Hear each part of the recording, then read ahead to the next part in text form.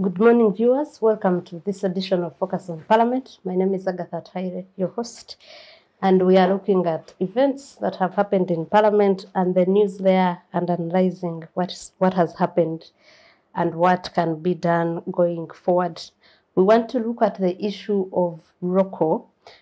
Parliament passed a motion, or rather the Deputy Speaker of Parliament, the Right Honourable Thomas Taiwa, passed a motion to approve the buying of 150,000 shares in Roko at about 207 billion shillings.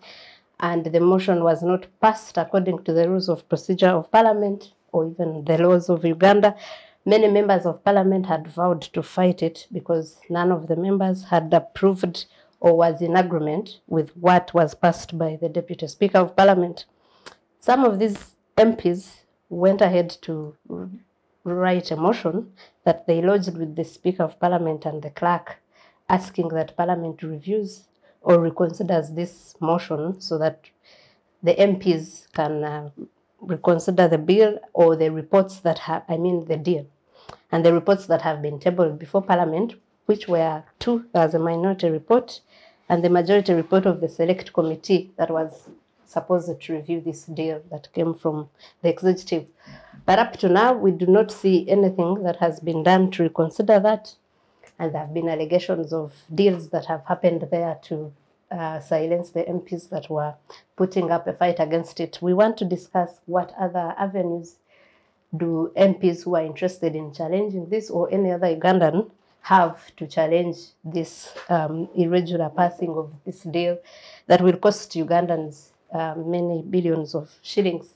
We also want to look at the Committee of Human Rights and its report that was tabled in Parliament this week and discussed, and the human rights cases they talk about and the recommendations they are proposing. And to discuss that, I have a human rights lawyer. I am happy to have him here today, Michael Aboneka. Michael, thank you for being part of the show. You're welcome. Thank you for inviting me again. Good morning to our viewers. We also have the former Member of Parliament for Kumi District, Honourable Amoding. Thank you for being part of the show always. And she will help us with the issues, the questions we have about the manner in which this issue is being handled in Parliament. You're welcome, Honourable. Thank you, Agatha. It's always a pleasure being here. Good morning, our viewers. We also have the person who has become our permanent panelist team. Timothy Chemonges is the head of Parliament Watch, which actually observes the parliamentary proceedings and the processes. You're welcome to the show, Tim. Thank you, Agatha, and good morning to our viewers. I'm glad to be here. Thank you, Tim. And we are going to go right into the issues. I think we should start with the issue of Roko. And I want to start with you, Honourable Monich. Having been in Parliament for 10 years, you'd help us with the issues. The issues, as I understood them, when that happened on 21st July, was that the Honourable Deputy Speaker put an issue that wasn't even on the order paper that day, at a time when MPs were dispersing and thinking that the business of the day had finished, and said we have to consider this issue. Moved a motion, which motion was about the approval of the buying of shares in Roko, and put a question of who is agreeing with this motion and who isn't, and also answered that motion himself, because many of the MPs say, even, and it's across the divide, even MPs from the NRM party say they did not accept. And there were so many protests telling him that this did not happen, that we did not vote on that, but the Deputy Speaker ran out of Parliament, and we wanted to understand the procedure issues with that and what can be done to cure them. Well, thank you very much, Agatha, and my colleagues who are here this morning. Of course, the happenings in Parliament and generally in Parliament in our country are of great concern to all Ugandans, because that is supposed to be the House of Representatives. It's a center of discussion of all issues concerning the country. And therefore, it's supposed to proceed with a certain level of decorum and procedure. And as far as I know, Parliament has a rules of procedure, and each Parliament that comes has its own rules of procedure that they follow to guide this debate. So starting from that point, when you observe that the Speaker, you know, probably, I don't know which means he used to bring this particular motion on the order paper, there are rules of procedure which are followed. And a motion doesn't come from nowhere. You inform the clerk to Parliament that I intend to move a motion on such and such a matter. And it is your right as a member of Parliament, regardless of whether the presiding officer supports it or not.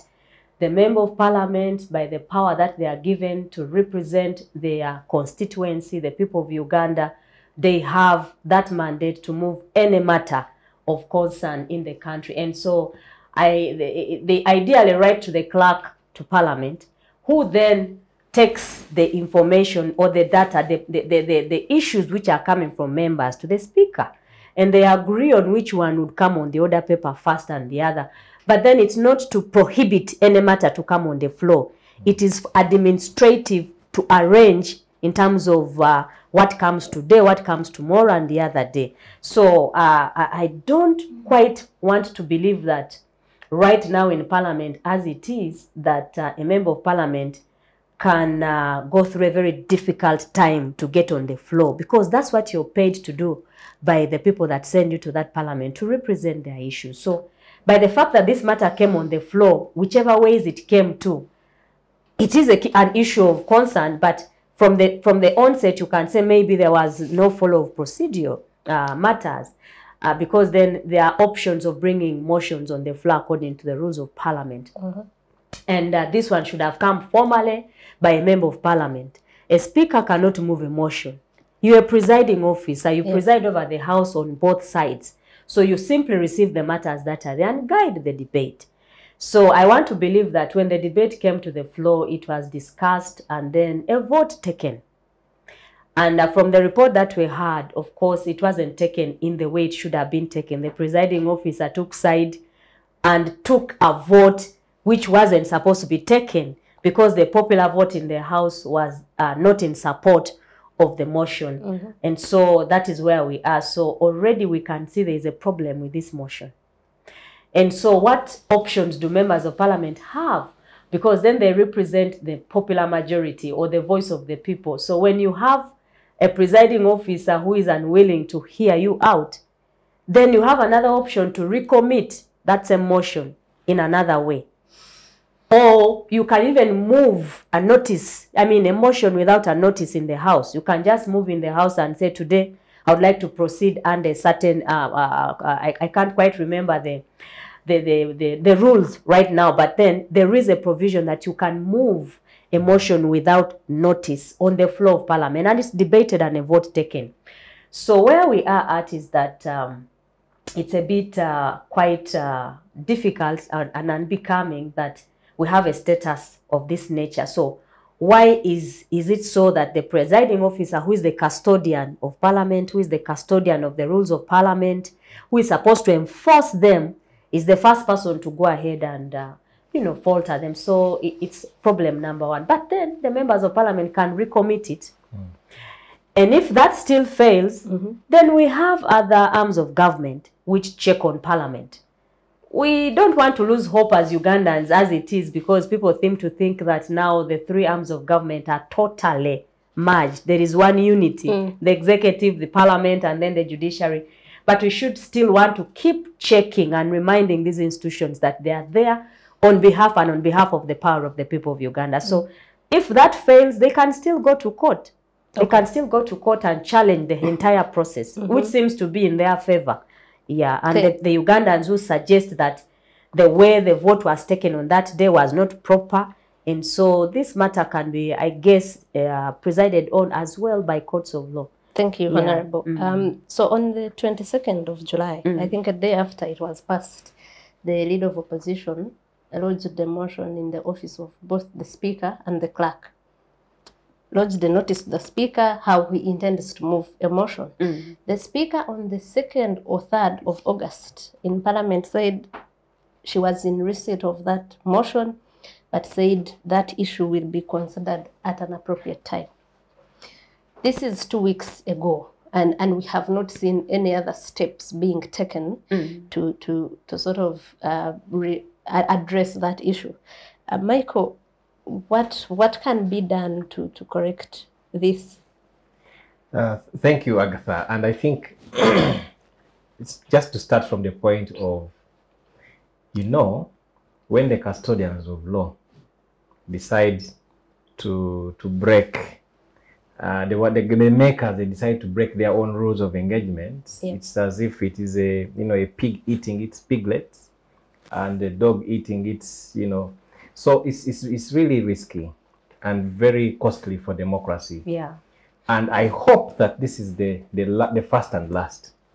Because as the lead of the house, first of all, you are not even supposed to engage in a debate. Yours is to make sure that the debate is happening. But you even create the worst sin of not only engaging in the debate, but you bring a motion, you debate it yourself, and roll it in your favor. Yeah. That is not, it's not seen anywhere. And and we are starting to see anyway, like they say, it shall be seen by their acts. But I think for me, I am happy that members were not sleeping, and I'm using this term, Ugandans use it a lot. They were awake, that they said, wait a minute, this thing here is a problem. Now imagine the MPs had kept quiet. Yes, sometimes we fault our MPs, but imagine people, and even the time, we needed to check the Hansard. I'm sure this motion came in towards the end when people are tired. Okay? But the manner in which, first of all, it was smuggled in. It came at the time of adjournment. They had already discussed the business that was on the order paper for that day. Exactly. They amended the order paper at the tail. They didn't even amend it. They just wrote something that wasn't on the order paper. So in my mind, under the mental faculty, someone has organized their mind to do the business of the day. So as they are, first of all, you have not even made research on the same. And then out of the blue, a motion is introduced. The motion is voted on, and they say it is closed. And then the speaker now comes and says it will be addressed at appropriate time. So who determines what appropriate time is? This is a matter of money. First of all, as Uganda, we are losing money in terms of the dollar. Before, we budgeted money to pay back debt against the dollar. Now we're in an excess of almost $1 trillion. Now we need to look for that money to pay the interest rate. I mean, the interest back. But then we are again wanting to lose money, jokingly, through emotion. And the question is, why Roko? I run a company of 100 people. We also need money. In climate change and what have you, we need money. We have small, medium enterprises. They need money. Why Roko? In this country, in 2016, 2017, after the 2016 elections, there was an issue called bailout. They were bailing out companies and what have you. And I took it to court with my friend Kalamaji again, saying, we don't have a procedure, we don't have guidelines on bailouts in this country. I should be able, as Michael, as Agatha, as EnviroGreen and whatever I am part of, to also put an application for bailout and say, this is what I'm contributing in this country. I've planted 5 million trees in this country. And I'm bankrupt. That is a lot. I'm supporting this country. I am, so why can't I access that credit? And then Roko, that is doing construction, we don't know what happened. Everyone is doing badly, even in their own homes. So, but because we need to know, and that's why we needed to get the full report from the minister to tell us, why Roko? Who approached Roko? Was it government or Roko approached government? And you see they are setting a precedent because we need to know and understand what happened. So tomorrow, even me, I should go and approach government and say, since you gave Roko, can you please also come and sort me out? So away from that, is that, first of all, it's bad enough. We don't know why they handpicked. There's a process of handpicking. There's some things we are fighting over coffee. Handpicking and throwing money there. But the thing is, you can't even do it well. Let the process happen. Parliament Allow due process. Allow due process. Parliament is supposed to debate on it. and then a motion, passed and people vote properly. Because right now, if I ask for the answer and I say how many people voted for it, can the clerk of parliament today give me the answer that indicates that 100 voted for yes and maybe 48 voted for no? Oh, no. Actually, on that, so this week there has been complaint by Honourable Chivumbi, who is actually leading the push for this, and who was leading the push. And his major complaint is that he had moved to request for the official record of that day, which is the Hansard. But the concern is that the Hansard has been changed. It has been edited, I have as he heard says, that. to suit the context of the day. And so that also affects, ideally, the legal, the entire credibility. The entire credibility. So I just needed to on that specific. That's interesting. Upside. So what we will do, we shall go to court and ask for discovery of the video footage of what transpired and vis-a-vis the answered. Then we find out who is lying. Because you see, we can't be taken for a ride and for granted. And I want everyone who is watching, whether you are a leader of that LC one village and you keep that stamp in your pocket, know that whatever decision you make will affect generations. When you are in that house and there are things that you are supposed to do, because why do you even edit the answer to suit? What interest does the deputy speaker then have in Roko? What interest is it in Roko? What is Roko? How many Ugandans are on the board of Roko? What is the value? What is it? What are we trying to save? And these are the questions that the MPs asked. Because before you even go to the official Hansard to see how many people voted, you even have procedural issues that you would ask. Exactly. There were 2 reports before Parliament. It had to first adopt one, and they vote on that basis. The previous day, before it was passed the way it was, the MPs said no.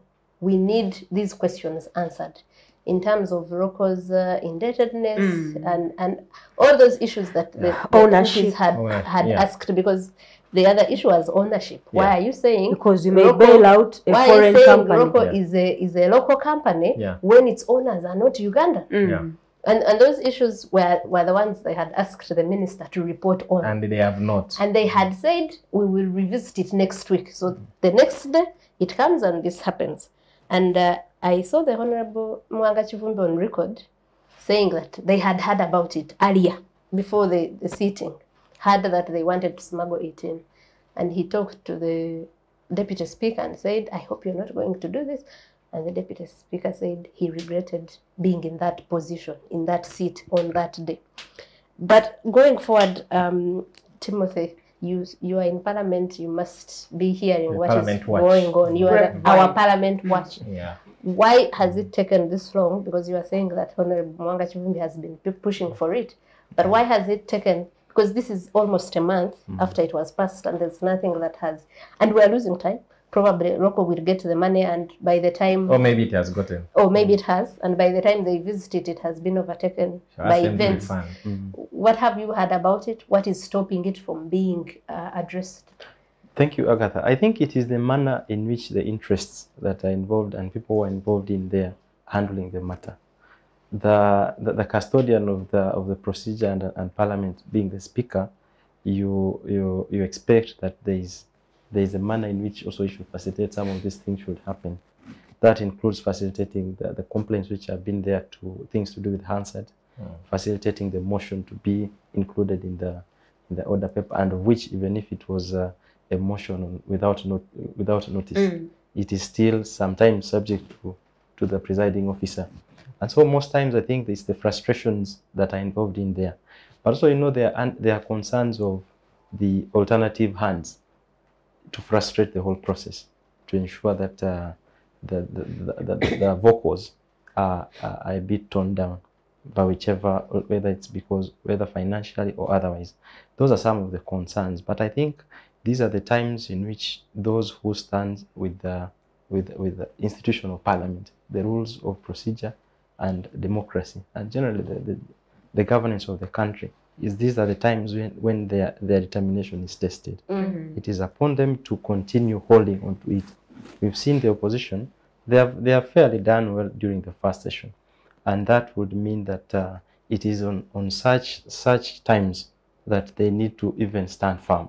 There are a lot of things that come on their way, including being bribes and what have you. But I think this is the time in which the house dignity is tested, and therefore the flouting of the procedures and all these other concerns our colleagues have actually mentioned here, they have to be tested either internally or outside. That's through the courts of the courts of laws. And so I think that individuals like Mwanga Chivumbi, they need to be applauded, of course, and encouraged that it's possible. I know there are a lot of other challenges, but those are the people we need to encourage. Yeah. Agatha, I just wanted to comment. I actually wanted to bring you in. Sorry, it's a bad season of flu as well. I am sorry. The question I wanted to ask was in relation to what Timothy said about notice to the speaker. I have always wanted to know who determines what is put on the order paper and in what the priorities, the prioritization of those issues. Because I have heard that people have to first talk to the speaker that I want to raise this issue. In fact, I even heard that there's where the speaker said, if you want me to pick you to raise this issue, do for me this. And that is problematic. So how is it supposed to be done? Well, like I noted earlier, I think that first of all, every member of parliament in that house comes to that house at the same level. You are all equal. There is no other who is above the other. So when now you select the speaker to preside over your business in the house, the speaker becomes a presiding officer just to guide and to offer administrative leadership as well. And so you have a right, whatever issue of concern that you have as a member of parliament, you are entitled to do that. What only happens is administrative, that you must inform the clerk in writing and also the speaker and ask for space and time and opportunity to appear on the order paper. But there are days when actually private members, you don't have to actually inform unless the rules now have changed. But what I know is that they did not amend those rules. They adopted what was in the 10th Parliament and proceeded with them to operate in the 11th Parliament. And so what applied in the 10th Parliament is similar in this current Parliament. So on a normal week, Parliament sits on Tuesday, on Wednesday and Thursday. Thursday is supposed to be a member's private business. But usually government business takes priority in terms of order, what comes first in and out. But there is a time given for members, which is Thursday. It is supposed to really consider all private matters on the order paper. And also the Prime Minister is expected to attend and be there to respond to those concerns coming from various constituencies. But what we hear now is that you have to write a month before something. You have to write your private issue to the Prime Minister so that he considers it and then comes with your responses. Even the questions are no longer effective that much. So I think the private space is limited now in this Parliament. And also, in terms of organizing business, the Parliament, the Speaker simply arranges them according to what should be considered first. But business committee, there's the business committee. The business committee sits and considers, of course, for the whole year's, work and also occasionally to review what is happening and replan. But in terms of day-to-day running, any member can move, but you go to the Speaker and inform them that I would like to move this matter as a matter of practice. But to refuse or decline, I don't think the Speaker does have that right, can reserve the right to decline to have a matter come on the order paper unless there are procedural matters that maybe it has been debated before, it has already been considered, there is a motion already on that, things like that. That's why you have to check. So in this case, where the Speaker openly says it will be discussed at an appropriate time, what does the member do? It is an appropriate response from the Speaker. And there is nothing wrong with that for her to say it will be discussed at an appropriate time. No, it's ambiguous. So what is the appropriate time? It is ambiguous, yes, because then you will not know when the appropriate time comes. Yeah. So it will now depend on the member how, pragmatic you are with your matter, because you have to keep checking. if you checked on the speaker yesterday and she said, I need more time, you go back the next day and check whether your matter is on the order paper. If it doesn't come and you feel you are delayed unnecessarily, then you do other things. Move a motion without notice on the floor of Parliament. But her response in that matter, there is nothing wrong with her telling you it will be discussed. There is everything wrong with that. For me, I think it's just a matter of timing. Yeah, so whatever is going on, the underpinnings, maybe the delays here and there, that is something beyond us. We may not know what is happening. But I just want to give the perspective of the practice and the policy, the procedure that happens in the House. Okay, yeah. Thank you. I just need to add a bit of context. I think the presiding officer is given discretion in to add any matter that arises. And that discretion is expected that it shall be exercised in a manner that judiciously, or in a manner that serves the House. And so there are those moments when maybe there may be a statement which had not been included in the order paper, but the presiding officer at the start changes and includes that, amends it. However, there have been concerns, I think, by some of the members of how serious matters are handled. Matters recently, the law raised concern.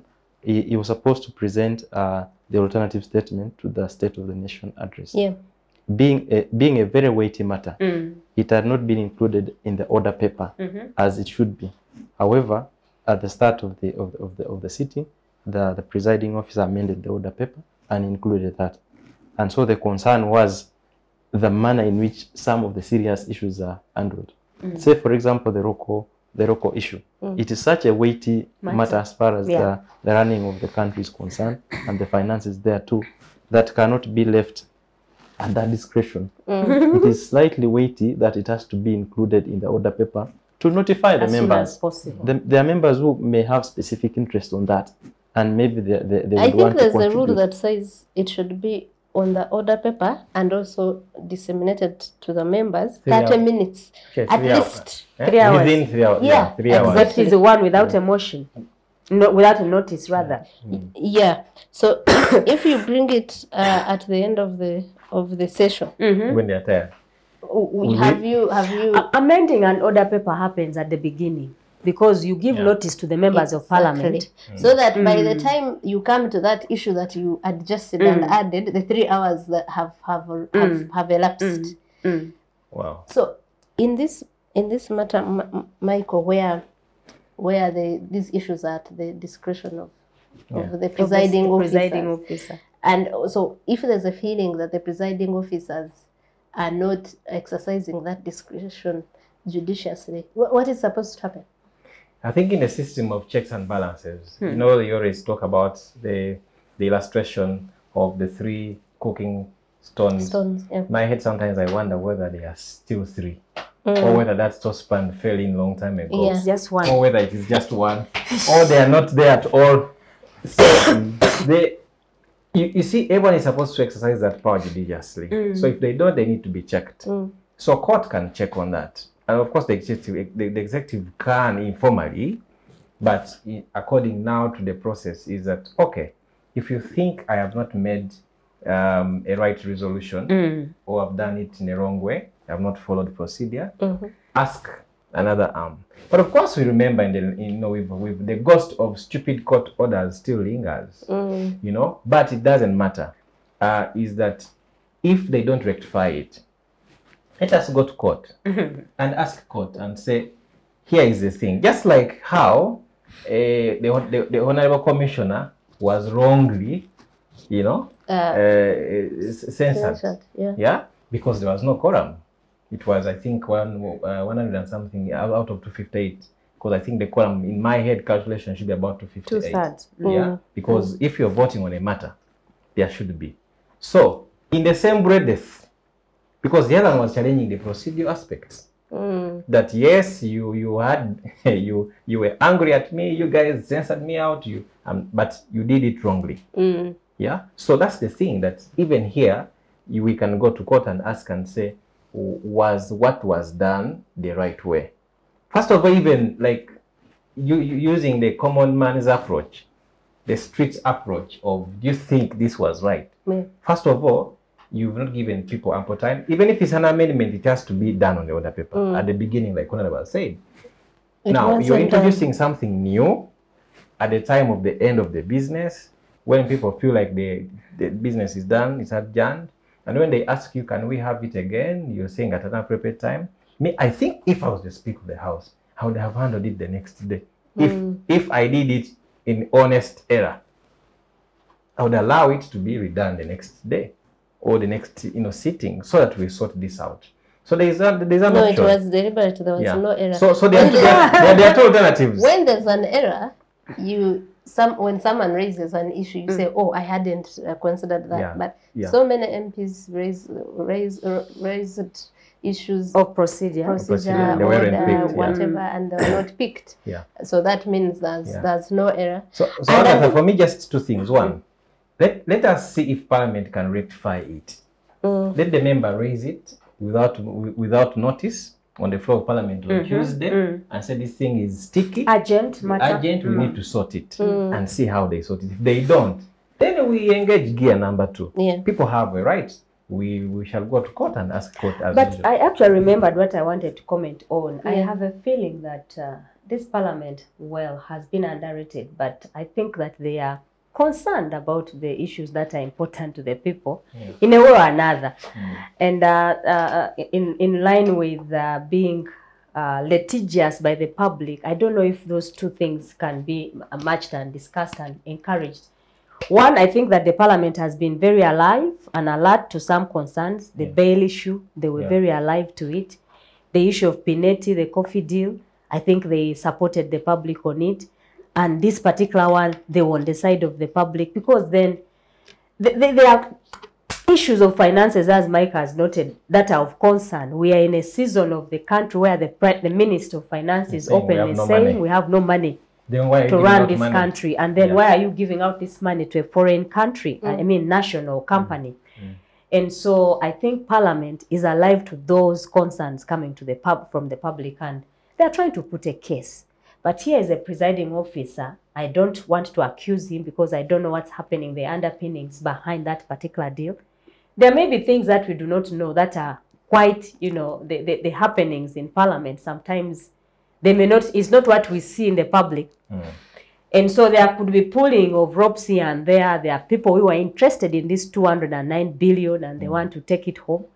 And that is what we should go for. What can we do to expose what is behind this entire deal? Because beyond knowing what it is about, we will not be able to confront the actual person, And so, for me, I want to commend Parliament this far. I think, Agatha, you may not agree with me on this, but the Parliament is we shall not apply fish for swimming. They have tried. And I want to encourage them on Tuesday. To continue in this cause. It's not easy. Actually, on Tuesday, they should show us there is a deep state and the mafia operating. I mean, so, but also Ugandans, the public needs to become more alive. We cannot be comparable to the Kenyan Parliament and civil society. I mean, civil society and public. I mean the public. It's very alive to whatever is going on in the country. And the pressure of the public usually overruns Parliament. And so if you leave it to the Abonekas here and a few others, they get tired. Today you are in court litigating on this matter on behalf of Ugandans, another and another. But where are the people themselves? Okay, let me tell you what I find suspicious. This issue was raised in Parliament more than 2 weeks ago, when the Honourable Speaker said, we will revisit it at an appropriate time.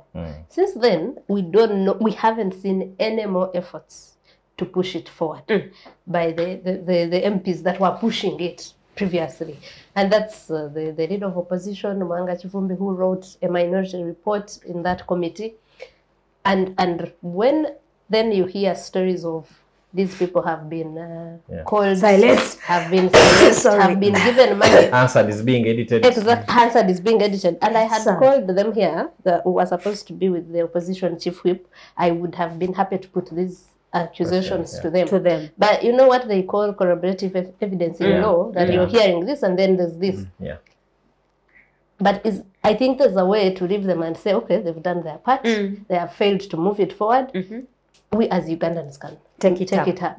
We've seen cases in court where people who are not MPs have gone to challenge what has happened in Parliament. I think the recent case was the Anti-Homosexuality Act and how it was passed. So I think we can't sit here and applaud them for doing what they're supposed to do. I don't think. I think we should just hold them accountable to that. And the issue of thinking, oh, let's not accuse the Deputy Speaker because we don't know what has happened behind the scenes. We don't care about that. We care about you doing your job as a presiding officer. If you're under pressure behind the scenes, resign and say, I can't take this pressure. The steam is too much. But it's an issue that we need to look at. Normally Ugandans will move on very quickly. Roko happens and then we go back to our normal lives. But I think no more hassle. We are now on Uganda Airlines. On the job that someone got before they applied. Yeah. But it's quite upset. upset. To comment on something Honourable mentioned here. Comparison how aware the public is in Kenya than Kenya. You see, if the media space, and these are part of the spaces in which public is sensitized. Imagine a matter was raised 2 weeks back. In an ideal setting, we'll be discussing the airlines, which seems to be the topic today. But you see, in such spaces, this matter is raised, and you are sure that it's going to continue. Out of this, either Aboneka, myself, or Honourable, whoever is listening to us, will follow up on the same, whichever avenue, either following up with a member of Parliament. And so I think that slowly by slowly, the space is growing, but of course there are other intervening things that may be affecting that. But you can be sure that in the fullness of time, we'll get there. Ugandans are woke. But also they shouldn't be taken for granted. Yeah, the Ugandans. But also, Agatha, I can't wait to see you speaker. So that will be on this show and reviewing how you have performed. As Speaker, Speaker of Parliament. So we also audit you. Okay. For me, I'd gladly avail myself for auditing. The problem is that be a transparent one. Can I be a speaker in this in these circumstances of ours? Doesn't matter when, but time happens to everyone, and also audit you properly. Some people who are a bit fairer than I am to people in those positions, they say you never know. When you get there, something happens. The forces are too many. They say don't criticize people when you are not in their shoes yet. So I don't know if it was in that spirit that Mike was saying that. So that well, for now, my job is to question those that are there. When it is my time to be there, they will question and you answer. And I'll have no problem with it.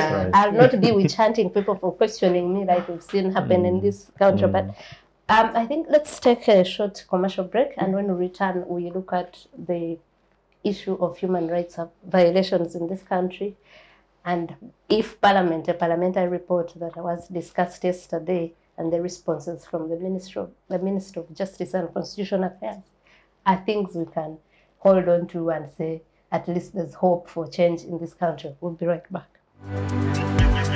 Digital rights are those human rights and legal rights that allow individuals to access, use, create and publish digital media, or to access and use computers, other electronic devices and telecommunication networks. Digital rights include a right to freedom of expression, information and communication through technology, a right to privacy and data protection, a right to credit for personal works, a right to universal and equal digital access, a right to identity, a right to anonymity, a right to be forgotten, and a right for protection of minors, among others. The state's digital rights are frequently violated through various unfair actions, for example, blockage of websites and social networks, theft of credentials, unauthorized use of people's data for personal gain, privacy intrusion, online censorship, arrests and intimidation of online users, internet blockages, and the proliferation of laws and regulations that undermine the potential of technology to drive social, economic, and political development worldwide. It is hence every citizen's responsibility to respect rights of other digital users and to speak out or report to the responsible parties when one's rights are violated. Welcome back from that short commercial break, and I wanted us to, before we go to the next topic, which was about Human Rights Commission, to clarify something that we were talking about here, about the powers of the speaker, or whether a member intending to move a motion needs the permission of the speaker, so to speak. But Rule 57 of the Parliament Rules of Procedure of Parliament talks about notifying the speaker. The person intending to move the motion should notify in writing the speaker 3 days to the sitting in which he or she wants that motion to be tabled. I think the other issue that we needed to clarify is what Timothy was asking the lawyer here about the admissibility of evidence, where we are hearing reports that the main source of evidence, the official document of Parliament, has been tampered with to suit. So what happened? What happens in that case? Because we have a video footage already in the public that shows what exactly happened. Does the tampering of the official documents and footage now affect this evidence that one would take in court? No, it doesn't, because what we do is like we corroborate evidence, but also there's what we call triangulation. So if the answer has been tampered with and it is actually saying the right things, and yet we find money left and went to Roko, that's a contradiction. Actually, it will even be a good way to start saying, okay, let us follow this down the lane. But also the videos can be adduced. Parliament itself can be forced by court through what we call a process of discovery to produce the videos. Whoever has the videos, we've been seeing them, we have them before. That can be adduced before by an expert before court. So all hope is not lost, that even when the hazard is edited, that we can't have any other evidence. But also is to say that other things can be monitored. Later we'll ask, why did you get the money? Because now the minister actually has to come back and tell us, has government acquired or not? Or not. Because they will have to be... They also need to tell us where the money will come from. Exactly. Is it going to be budgeted for in the next financial year? Because this comes up when the budget has already been passed. Is it under supplementary? Yeah. So all that hope is not lost. So let us continue asking the questions and pushing, because all that is actually gathering evidence. Yes. Okay. Yeah. Thank you, Michael. Unless anyone has anything they want to say about that, we can continue with. So the next issue is the issue that has been sticky in this country: human rights, the violation of human rights in this country. Parliament instituted a committee, I think in 2011, at the onset of the 9th Parliament. A Human Rights Committee. Is it a standing committee or session? Standing committee. And let me look at some of its terms of reference. Is to fast track and report on human rights concerns and business handled in Parliament, to monitor government compliance with national and international human rights instruments, to examine recommendations of the Uganda Human Rights Commission, and to inquire into any matter relating to human rights in Uganda. Now, this committee, which is currently headed by the West Obdama North MP, Fox Odoi, tabled its report in Parliament the other day, and it was discussed, on Thursday of this week. Part of the issue is that they were discussing complaints to the Human Rights Commission. The Human Rights Commission, and this is between January 2020 to now, it said it had received about 1,200 complaints. Now, imagine there are so many people who don't actually even report to the human rights. And among these, I think 443 were torture and inhuman degradation, and 378 were deprivation of personal liberty, and 90 were deprivation of the right to life, meaning 90 people were killed. Yes, 71 were perpetrators of torture and deprivation of security of personnel, and then the disappearance of persons. These were 65 cases. The issue that the reason I want us to discuss this issue here is that we have had this for a long time. We have laws that are supposed to ensure that human rights, we have the whole chapter of the Constitution on human rights, and and many other laws that we are party to, the international instruments. Is there anything that Parliament, a committee of Parliament and its report can change in terms of what we have seen happening as far as human rights violations are concerned? I'll begin with you, Michael. Thank you. And again, of course, one of the roles of Parliament, oversight, accountability, and appropriation. So, human rights is something very fundamental. Sometimes one wonders whether we have humans in this country, because the violations are too much. They beat someone as if they're beating a jerry can, or a drum. And I think during the time when there was serious torture happening in this country, I remember writing and saying we need accountability, which up to now I haven't seen, and I hope the committee touched on it. I am happy they did, because the complaints of torture alone at the Human Rights Commission are enormous. At every complaint desk, they're enormous. But the question is, where are they coming from? And the denominator is the same: security agencies and what have you. So what is it that in their training they told them that for you to be a better army or to be a better person, you must continue to torture people? And why is it that as Uganda as a country, we shall never, keep away from abuses of human rights? It is simple that people need to respect, life, and the sanctity of life is very important. So I am happy that, yes, Parliament has come up, but the problem is this is not the first time. Yeah. It's not the first time it's happening. People have died. I mean, the Arrow incident, Bobby Wine's driver was killed.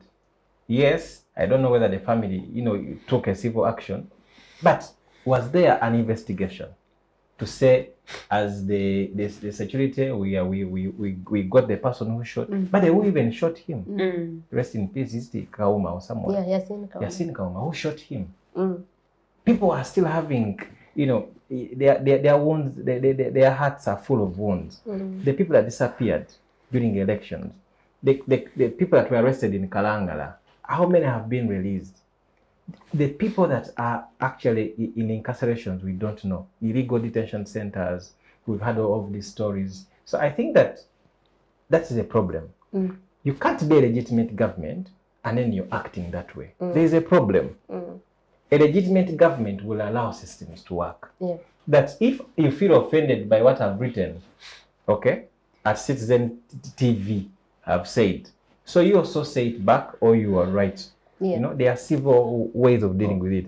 This is why we call it civil actions. Is that is civility. That when you feel I have defamed you, you find a civil suit, and we deal with it at a civil level. So that is lacking. But the biggest problem for me, Agatha, is that moving forward, these recommendations, what happens? Because we already see in Article 90, the committees of Parliament have the power, that of the High Court. But then what happens to their recommendations? If they have the same power to investigate, summon people, I thought that even the outcome should carry some weight. And I think this is the time for all of us to debate this issue of how can we give it power of High Court to investigate, to summon people. But when it comes to recommendation, to detain people, they enjoy detaining. Please be accompanied by, how come that they have that power, but when it comes to recommendations, almost little is not done. And let me tell you, human rights violations costs a lot. The cost of human rights violation is not just about life. Investors will not come here. Any investor that is any serious investor, not these ones who come here asking for money. Who come the first job they will give me is to do a political economy analysis of this country and a human rights analysis of this country. Now, well, am I going to lie? I'll tell them this is what's happening. How long does it take for a file to move from here and there? I'll give you an analysis, and they'll say Uganda is too risky. Now, when you beat people every day, because you're beating customers of the investor, when you tear gas them every day, you're doing the same. So we need to look at it broadly, and I'm happy that the committee, yes, has done its job, but beyond that, the recommendations, the things of mixing army and police, what is it for? We have the UPDF Act, and we have the Police Act. At what point do you say, now I am acting as a policeman? Police is protect and serve. UPDF is for adversity, I think protecting borders. the committee talks about Section 45 of the UPDF Act, which allows the UPDF to Yes, to upon come request. yes, Upon request. force. But these ones come even All when the there's no time. request. Actually, they come before the police. Anytime there's elections, the tanks are deployed even before police. So I think that we need to redeem the image. And the people that choose us who speak about the facts. Now this is a committee report. Human Rights Commission is a government entity. They have put these things before. It's not a foreign entity, but we are speaking what the committee has said. So can we improve? And then we move forward, because this affects democracy, it affects money, it affects business. Yeah. Thank you, Michael. Honourable Amoding, he talks about recommendations and of Parliament. And one of them in this committee report is that government should take deliberate steps to promote a culture of respect of human rights. You would expect that the government already knows that. My question is, how are these recommendations, how do you see them helping to change this trajectory that we are on in terms of human rights? Well, what I see is that the committee is doing its usual work, the Human Rights Commission as well. And as we have already noted, it's always been like that. Good recommendations are made by the committee. And it's always the fact that the Human Rights Commission will give good recommendations. I was in that committee almost all my life when I was in Parliament, because I am a social justice activist here. And so I really had to sit in that committee. Very good recommendations, very, very biting, but enforcement of those recommendations is usually the problem. And the Human Rights Committee, you would expect that it would oversee all the other committees of Parliament. And that's the reason we actually passed in the last Parliament the act we call the Human Rights Enforcement Act, because we saw that recommendations were being made and left hanging. You never get tangible actions taken against institutions, against individuals. And at the end of the day, we thought that an additional enforcement in terms of the law would give us, you know, some leverage as a country. But it hasn't yet come to that point. And so where does that leave us as a country? Of course, the result has been the kind of people we have. The population is living in fear all the time. They cannot exercise their rights. The two rights which are affected largely, torture, freedom from torture, is even non-derogable in the Constitution. And then liberty. Every human being needs that freedom of liberty to engage, to associate, and do all these things we do. But as you have seen, Ugandans now have become these fearful people, because when you go out to exercise those rights, you see what happens. And now, if you go back to what they say, government should enforce human rights. Who is government at the end of the day? And we remember that back then also there was an amendment into, I think, enforcement, where it requires that if a right has been abused, lift the veil, let it be the individual who has... Which is what the Human Rights Enforcement Act was largely dealing with.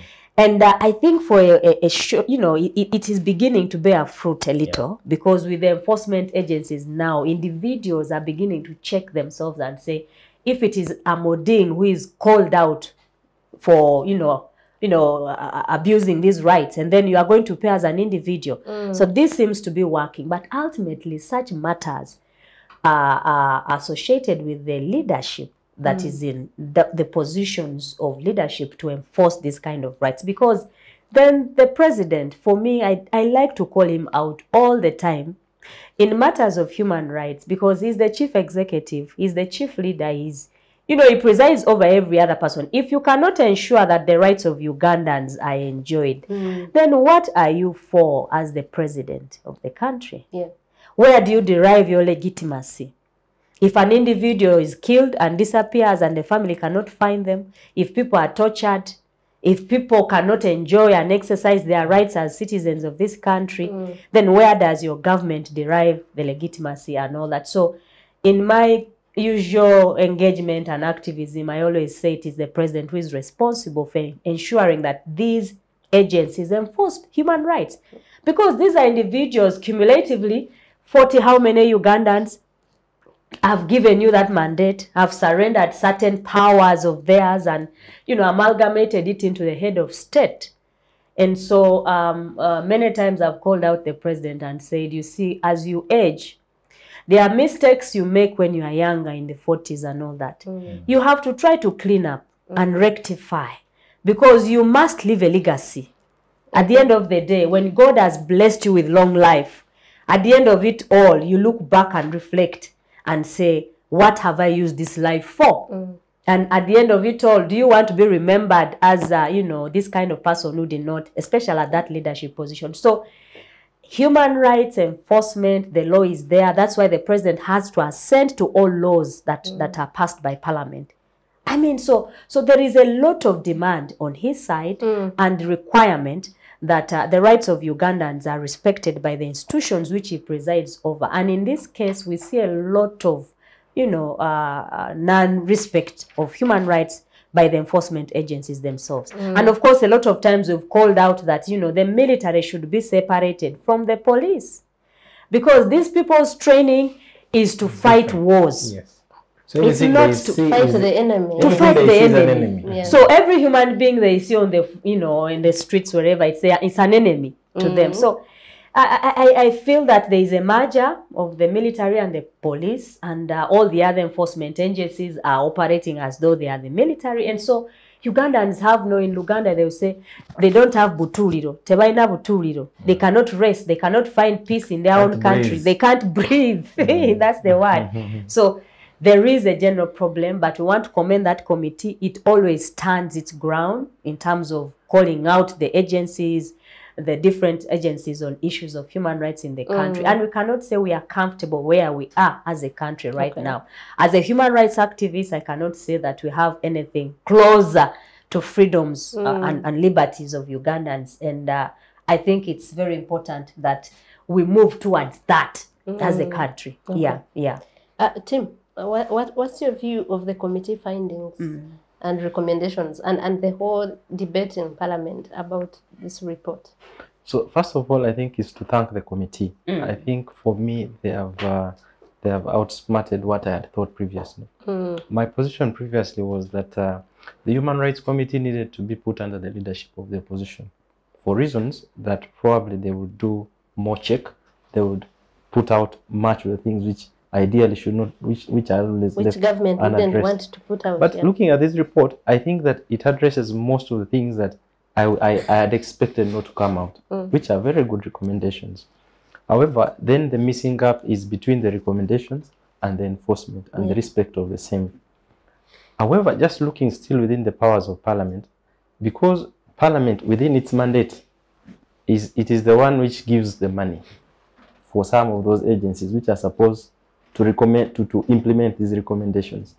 And I think for the longest time possible, we've been pushing that there should be a certificate of human rights compliance. That before we give you money, we've passed recommendations. It's not necessarily for human rights recommendations. Cutting across, as Parliament, we can't be moving or making recommendations, and they go up there, and then you come for money, and then again we finance your disrespect or your failure to implement that. And so if that's actually it's put in place that before we give you money, this and that, the check has to be.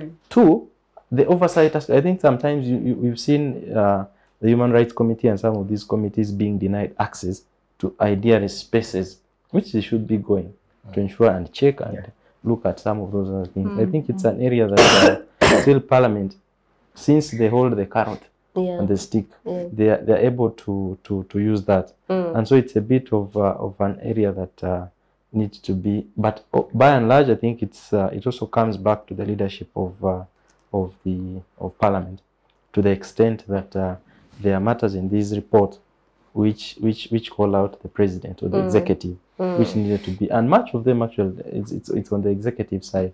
And so if there are discussions, if there is commitment between the two leaderships, then some of those things can be addressed. But more interestingly, listening to the new Minister of Justice, Honourable Mao, yesterday when he was commenting on the report, he made firm commitments and made firm positions that they have so far met the principal judge and some individuals from the judiciary to have some of the recommendations, but also generally the execution of justice is fast-tracked.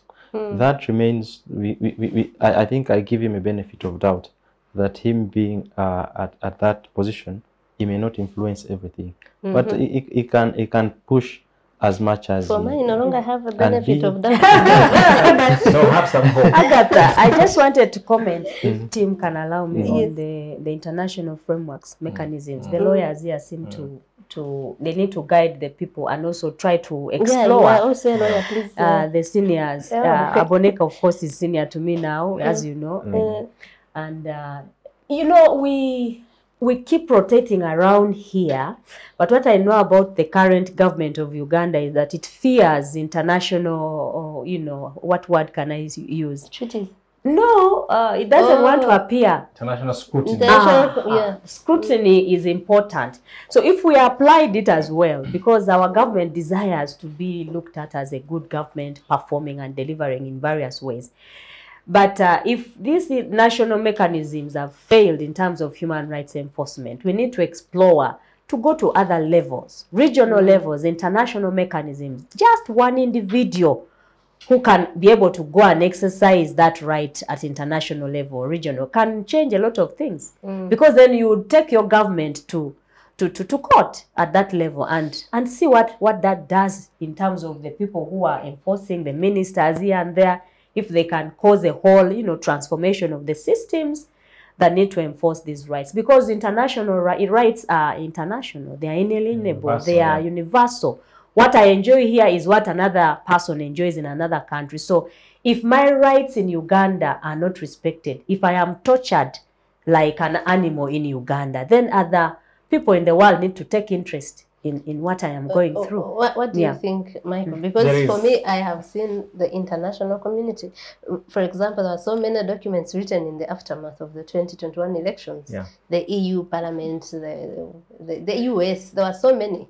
But how have they changed? Effective. So there is what we call the the universal peer review, the peer review mechanism. It happens actually. Uganda actually was subject to it in January this year. Yes. So that happened. Uganda presents and they give general recommendations. Well, actually, even one of them was why closing down civil society. There was the issue of torture. So it is happening. Even at the AU itself, the mechanism, the African Court. But just tell Honourable that don't worry, something is coming up this year about those mechanisms because they are there. Uganda, signs to them, and then and you see it is important because you see it is the outside looking at you and saying, my friend, you come here and pause. Because someone asked me a question. These guys fly out every day, but when they go there, what do they see? That they come back here and they don't want to implement. So those mechanisms are happening and they are there, just that at some point they have become a token of per diem. Let's just go to Hague, present our things and come back. But there are general recommendations actually that are made. But of course they are not binding. But you see, when you're in a club of big brothers. I mean the complaints mechanism where an individual. There is a complaint mechanism. So you can do that to the African the African Commission on Human Rights. And there's already a process that is already happening, which we don't want to. But all that is happening. We've had Dr. BSG and the rest go take matters to ICC.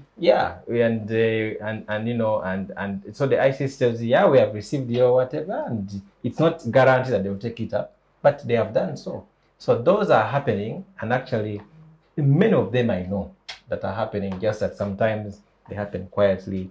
Even here, East African Court of Justice, there are many that have happened, by the way, that have been part of, and even others that are upcoming. So that is already happening, and you actually see a lot of people in Attorney General's chambers sweating, looking for responses. No one is giving them. And of course, remember the Congo matter. Like, if those people can do that too, when they have gone to visit, that is just really bad. That it shows that is your character.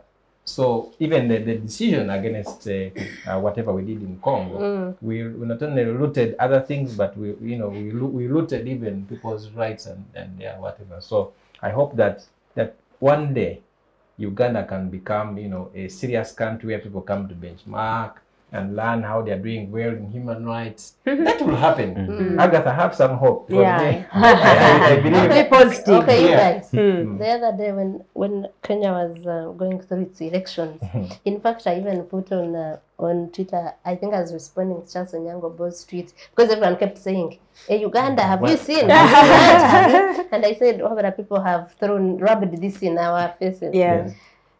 But just hardly 2 weeks after that, when we were saying lessons Uganda is speaking, there's no soldier on the road anywhere, there's no tear gas during there's election no campaign. presidential candidate under Harassment, arrest. extension. Yesterday in Busongora, what did we see? The same things. So for me, you people who have your hope, have it. We have hope, and I'm telling you that whatever happens, is that because hope is the thing they want to take away from you. So that's why they'll beat you. That's why they'll make sure they don't work on your road. It's the one they want you to keep having and keep thinking you'll be better and not fight them. No, we fight where the reason why we fight, hoping. the reason why we go to court, the reason why we call out on these things, that we have a hope for a better Uganda for our grandchildren. Because not our everyone, children. We may not grandchildren enjoy at least. Yes. but at least our grandchildren. Yeah. That's very But important. Honourable, we mentioned the good recommendations vis-a-vis implementation, and Tim also said that. And we have always actually on this show talked about recommendations, resolutions of Parliament and where they end up. Tim mentioned something interesting about withholding budget of those entities that are not. Has Parliament ever considered that in terms of not just human rights compliance, but in other ways, and say we made these resolutions last year, now that you have not implemented them, we are not passing this budget. If they tried that, what is the worst that would happen?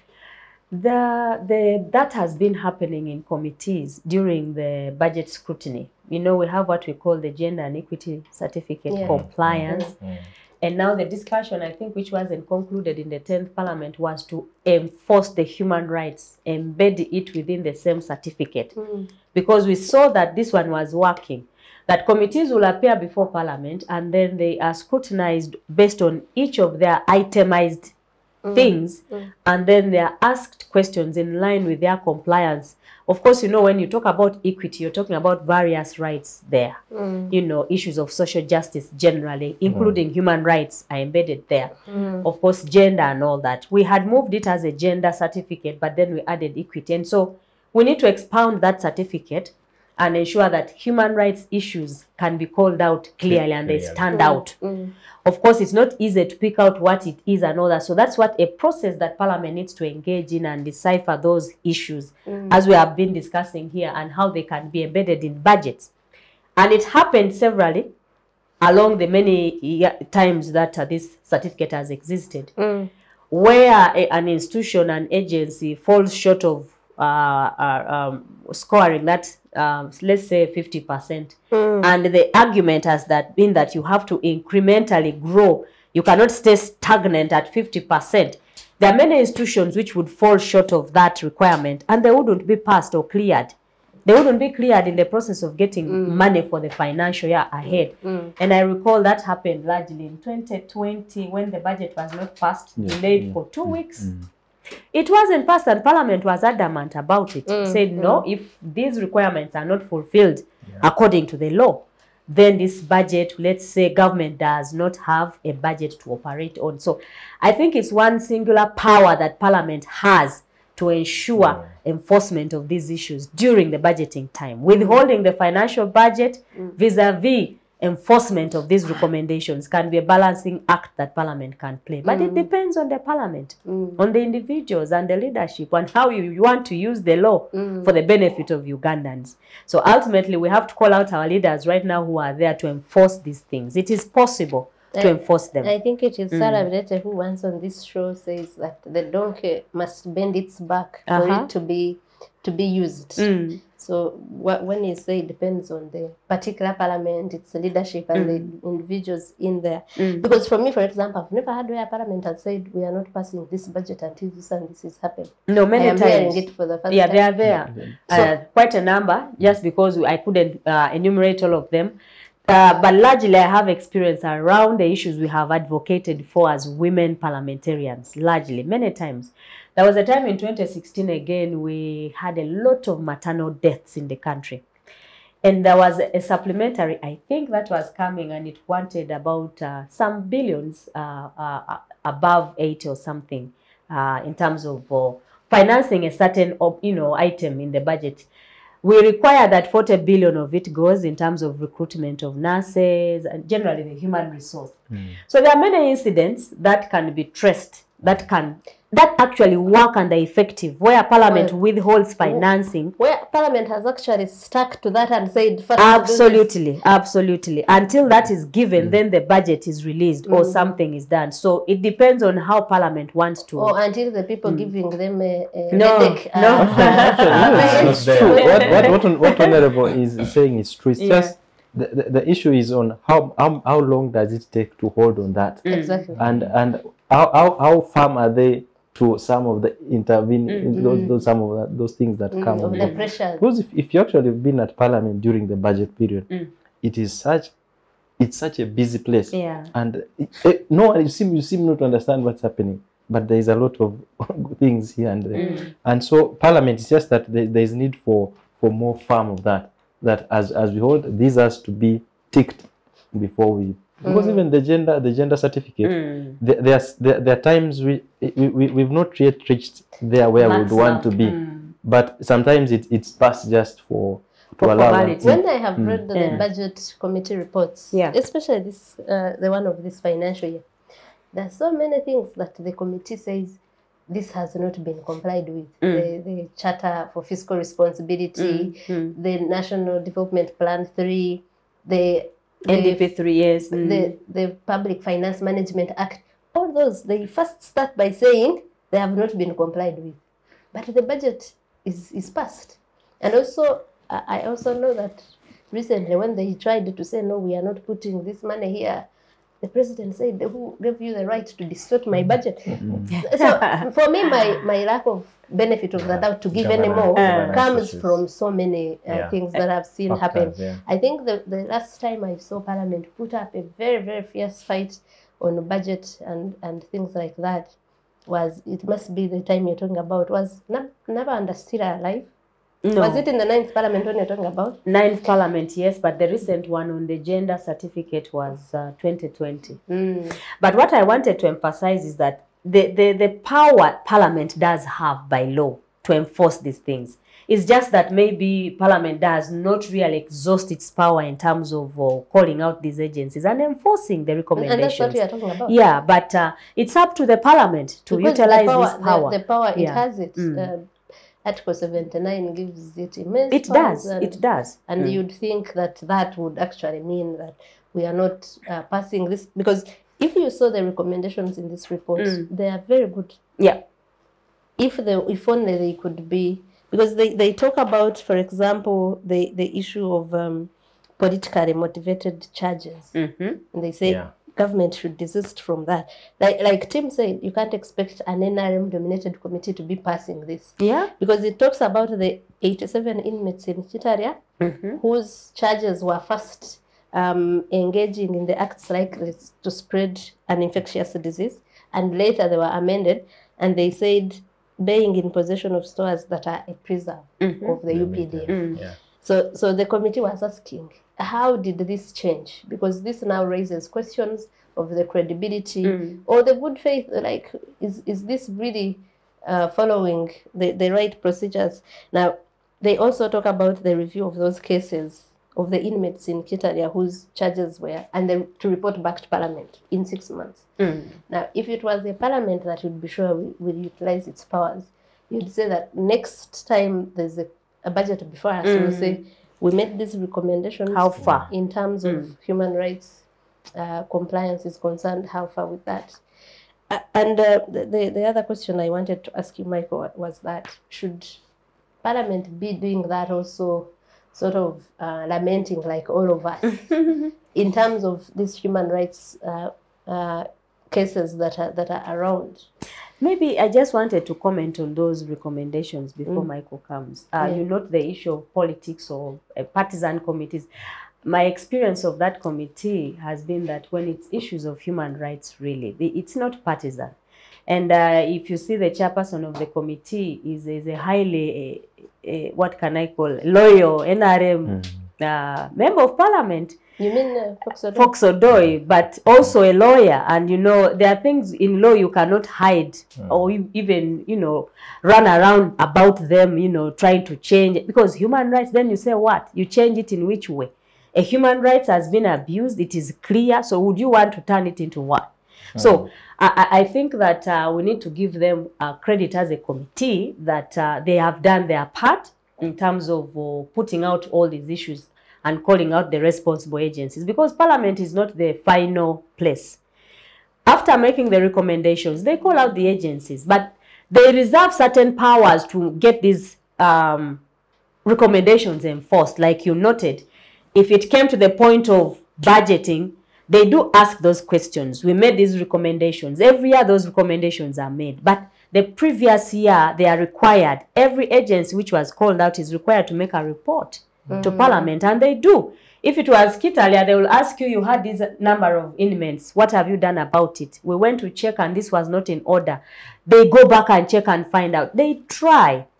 But as it is, sometimes we can talk and, you know, but Uganda may be larger than Parliament as well. So everybody has responsibility to play here and there. But I want to say that on issues of human rights, there is nothing yellow.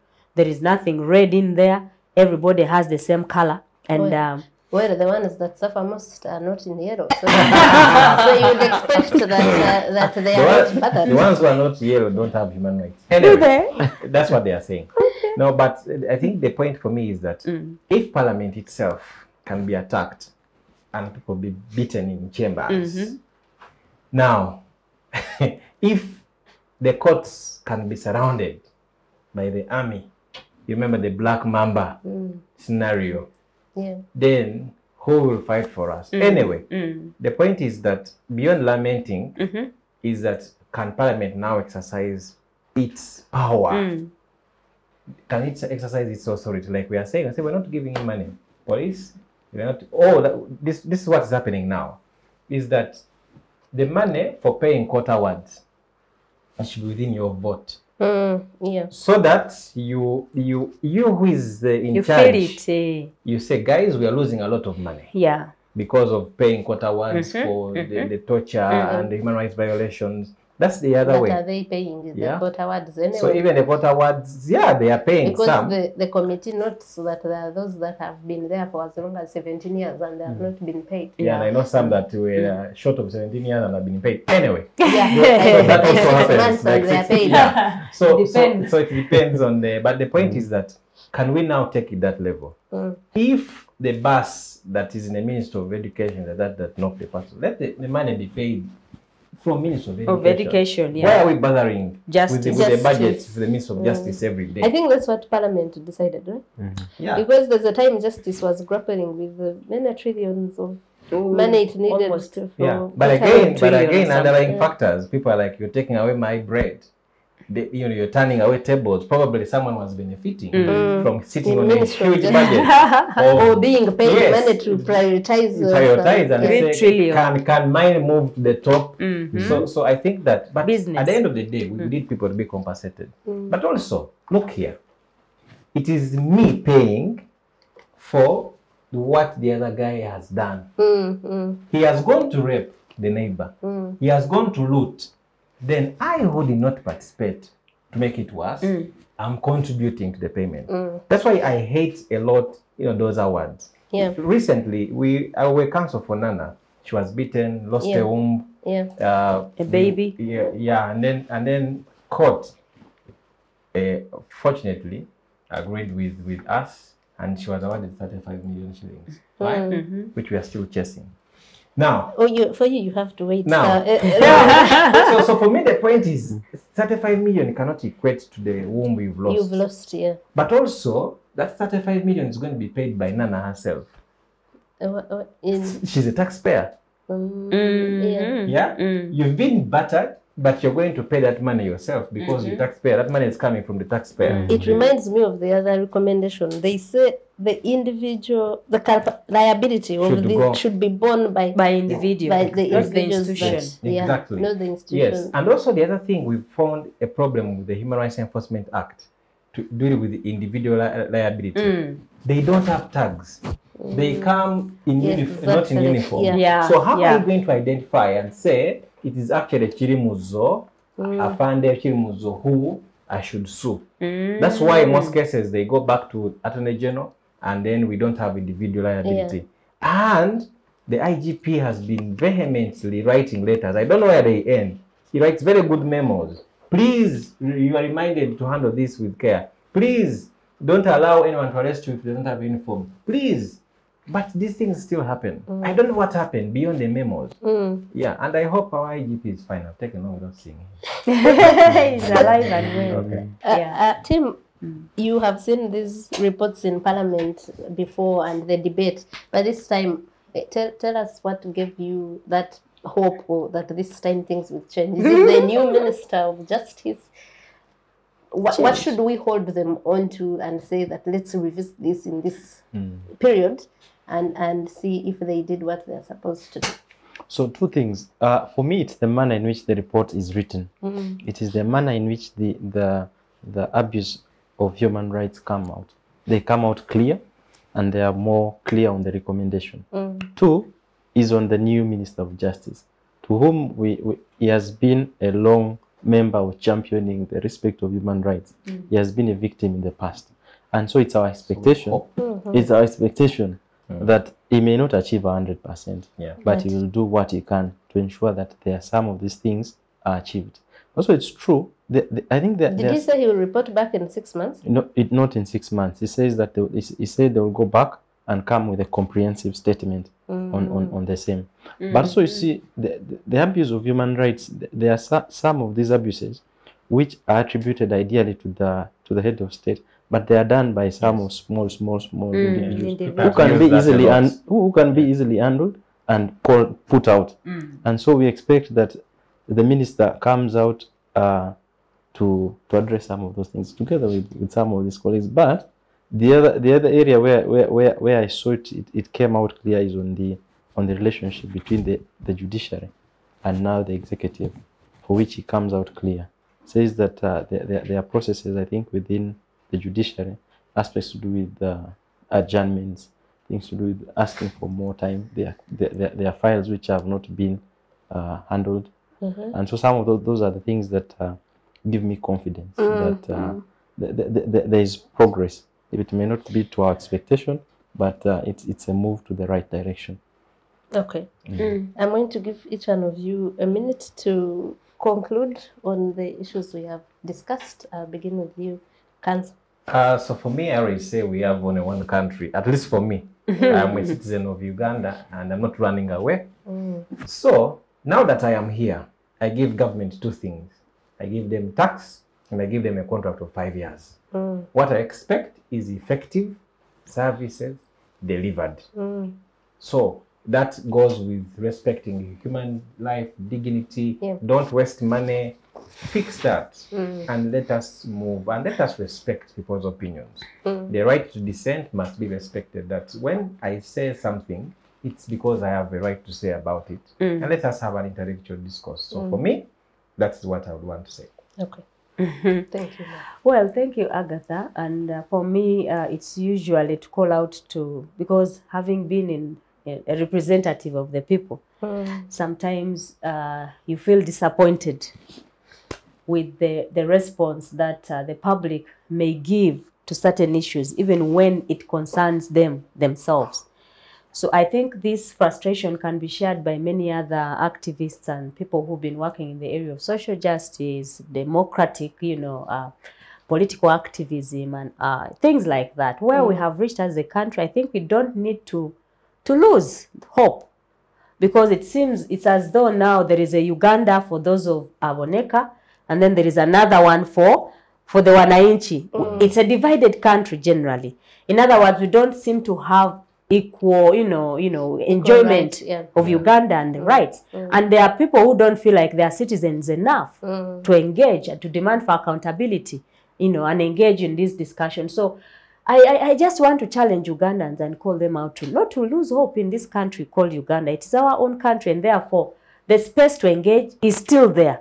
And we can cause government to do the things that we desire, because sometimes relying on politicians and parliament can be frustrating, because then when you see what happens in there, it can disappoint you as a Ugandan who is outside and watching. And so having been there and seen what happens, and also outside here, well, we still have one thing to say: we have to redeem our country and we have to fight for it.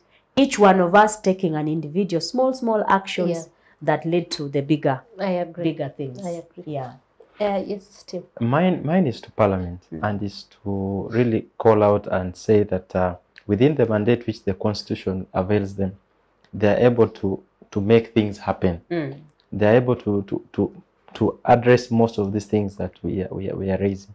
Two is on the issue of the public. I think that we have to assure the public that there is a light at the end of the day. And notwithstanding what's happening today, I think our contribution in whatever way can lead to us where we are expecting to really reach. And is to really thank the panelists and to appreciate you, Agatha. Thank you. Thank you very much, everyone. And I pick from each of you. Honourable talks about individual small efforts. I actually always advocate for that. Let's not say have excuses. You can have so many excuses in this country of my children have, I have no job, but it's not. We are hungry. I will take Parliament seriously on this if it follows up these cases. You have, for example, 66,000 people in jail. 52% of those are on remand, have never been able tried. to see. You have the issue of Kasese, for example, which happened in 2016, and these people have been in jail since that time without trial. I think about over 100 got their bail only recently. Towards the election. No trial at all.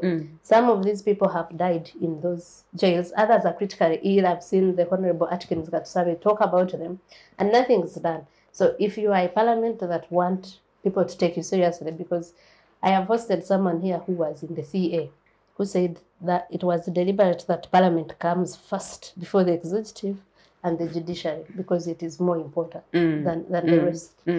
If you have all that power, you need to use it and for the benefit of the people. When we look at 1,000 cases reported annually for human rights violations, with all the laws that we have, there's a problem that needs to be resolved. And the last one is to the president of this country. Some people said some are doing things in his name, but himself has come and said, this person was beaten up properly. So we cannot really absolve him when these things are happening in the way they are happening in this country. And I hope that, as Honourable Amoding says, all of us hold these people that are in government accountable. I am tasking Aboneka that we start together, and if the MPs don't take up the Roko deal, we take it up ourselves, because the Constitution gives us that power. Thank you very much for being part of the show today. Until next weekend, have a nice weekend.